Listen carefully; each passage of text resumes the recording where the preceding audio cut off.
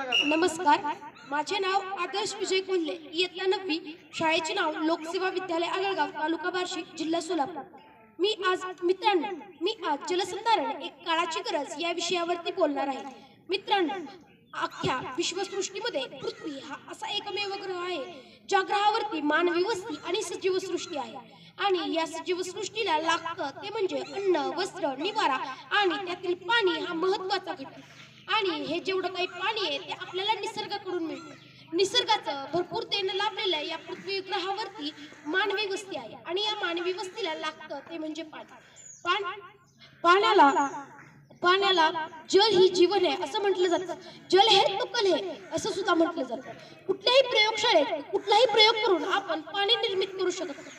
जे काही पाणी मिळतं ते आपल्याला निसर्गाकडूनच, आणि तेही पावसाच्या स्वरूपामध्ये मिळलेलं पाणी ओढ्याला, नदीला, काही समुद्राला मिळतं। आणि ते समुद्राला मिळलेलं पाणी अपव्यय, म्हणजे ते समुद्राला मिळलेलं पाणी आपल्याकडून अपव्यय होतो असं म्हटलं जातं। रेन वॉटर हार्वेस्टिंग, विहीर पुनर्भरण योजना, तसेच जलगड्डे, वॉटर टँक, शोषखड्डे या माध्यमातून आपण पाण्याचा भूजल पातळीमध्ये वाढ करण्यासाठी उपयोग करू शकतो।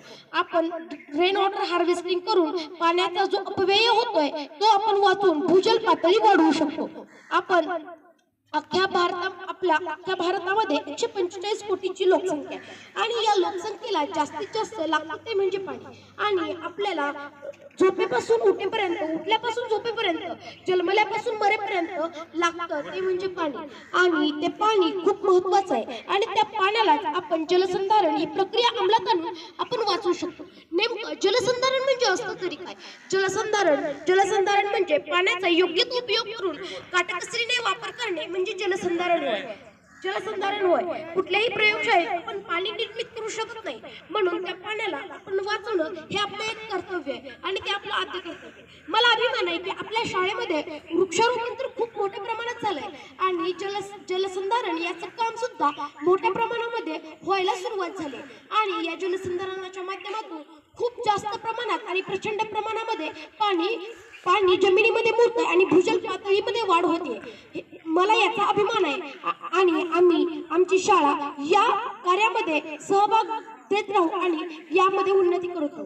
पण जाता तुम्हा सर्वांना मी असं सांगतो की तुम्ही सुद्धा जलसंधारण ही प्रक्रिया अंमलात आणून पाण्याचा जास्तीत जास्त सदुपयोग करा आणि त्याचा अपव्यय करणे टाळा।